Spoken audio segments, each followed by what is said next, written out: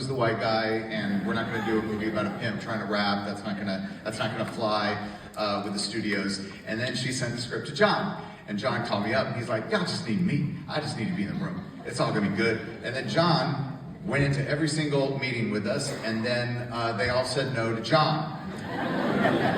And those of you know that Dr. Dre verse in 2001, he would always say this. He was like, man, I started this gangster shit, and this is the motherfucking thanks I get. And so he was really mad, and you gotta remember, I was still working at Barnes & Noble, and I didn't have any money, and I was like putting money on, putting rent on credit cards, and John called me one day, and he said, and I knew what this was. This was the day where he'd go like, okay, we did our best, and it's now time to move on. This will be a good calling card for you. The script will be well and everything like that.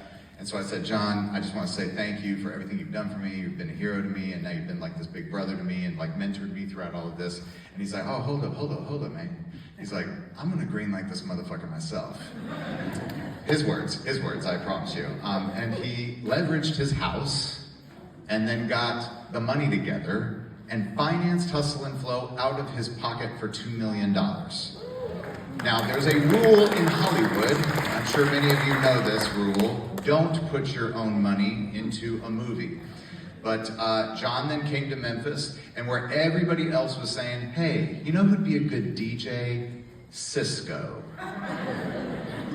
You young people may not know who Cisco is. There's a song called Thong Song, Thong Thong Thong Thong Thong, and they thought, and no disrespect to Cisco, I'm sure he'd be electrifying in his own movie.